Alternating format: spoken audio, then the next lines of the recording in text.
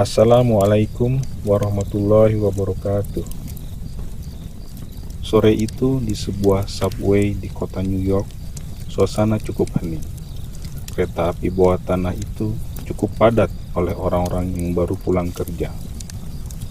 Tiba-tiba, suara hening terganggu oleh ulah dua orang bocah kecil berumur sekitar 3 dan 5 tahun yang berlarian ke sana kemari.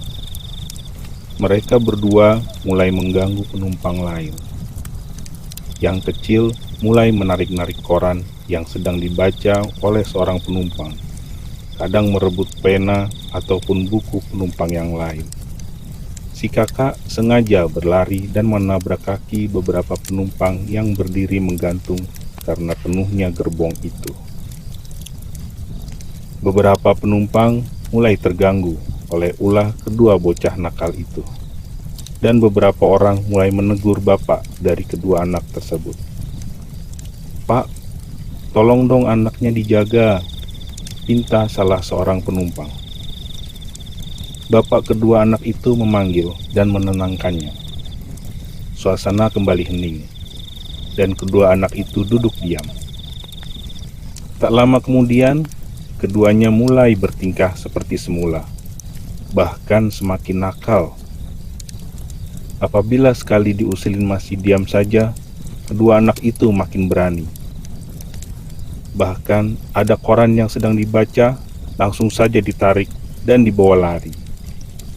Bila si empunya koran tidak bereaksi, koran itu mulai dirobek-robek dan diinjak-injak. Beberapa penumpang mulai menegur sang ayah lagi dengan nada mulai kesal. Mereka benar-benar merasa terganggu, apalagi suasana pulang kerja. Mereka masih sangat lelah. Sang ayah memanggil kembali kedua anaknya, dan keduanya mulai diam lagi. Tapi hal itu tidak berlangsung lama.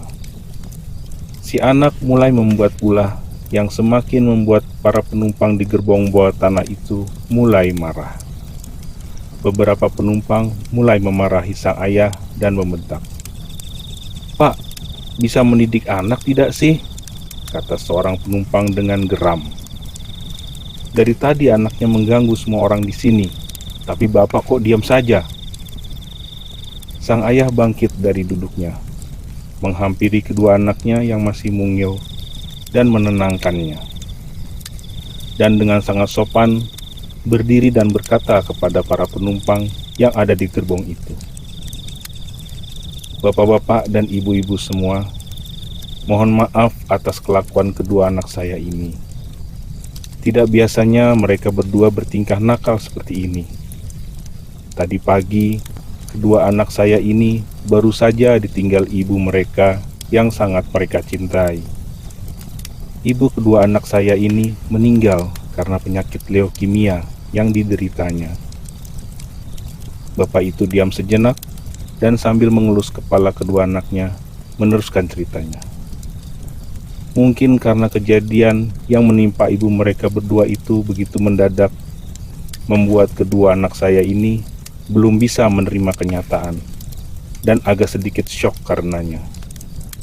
Sekali lagi, saya mohon maaf." Seluruh penumpang di dalam gerbong kereta api bawah tanah itu seketika terdiam. Mereka dengan tiba-tiba berubah total. Dari memandang dengan perasaan kesal karena kenakalannya, berubah menjadi perasaan iba dan sayang. Kedua anak itu masih tetap nakal, mengganggu seluruh penumpang yang ditemuinya. Tetapi sekarang, orang yang diganggu malah kelihatan tambah menampakkan kasih sayangnya. Ada yang memberinya coklat, bahkan ada yang menemaninya bermain. Perhatikan kondisi subway itu. Penumpangnya masih sama. Kedua anak itu juga masih sama, masih nakal-nakal. Tetapi terjadi perubahan yang sangat mencolok. Suasana di dalam subway itu berubah 180 derajat. Kenapa? Karena sebuah informasi. Inilah yang disebut perubahan paradigma. Ternyata batas antara setuju dan menolak itu sangat tipis sekali. dan itu tidak akan pernah dapat ditembus kecuali oleh sebuah informasi yang benar. Kisah ini mengajarkan kita sebuah pelajaran yang sangat berharga tentang pentingnya menempatkan diri dalam posisi orang lain sebelum kita menilai atau menghakimi mereka. Kadang-kadang kita cepat berkesimpulan bahwa perilaku seseorang adalah hasil dari ketidakpedulian atau kejahatan, tanpa mempertimbangkan apa yang sebenarnya sedang mereka alami atau mereka hadapi dalam hidup mereka. Dalam kisah ini, kita melihat bagaimana sikap dan persepsi para penumpang di subway berubah setelah mereka mendengar informasi tentang kematian sang ibu dari kedua anak tersebut.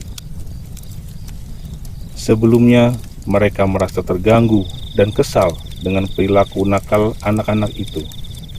Tetapi, setelah mengetahui latar belakang kejadian tersebut, mereka menjadi lebih empati dan berusaha untuk membantu dengan cara yang mereka bisa. Ini adalah contoh yang sempurna tentang bagaimana informasi yang benar dan pemahaman akan situasi dapat mengubah cara kita memandang sesuatu kejadian atau perilaku seseorang. Kita harus belajar untuk melihat dari sudut pandang yang lebih luas, lebih empatik, dan lebih toleran. Kita tidak pernah tahu apa yang sebenarnya sedang dilalui oleh seseorang, dan kepekaan kita terhadap situasi mereka dapat membuat perbedaan besar dalam hidup mereka.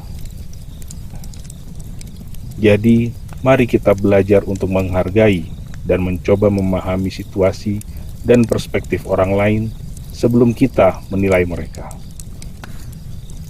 Dengan lebih terbuka dan empatik, kita dapat membantu menciptakan dunia yang lebih baik dan lebih memperhatikan. Dan ingatlah bahwa sebuah informasi yang benar dapat mengubah paradigma kita dan menginspirasi perubahan yang besar dalam hidup kita dan orang lain di sekitar kita. Wassalamualaikum warahmatullahi wabarakatuh.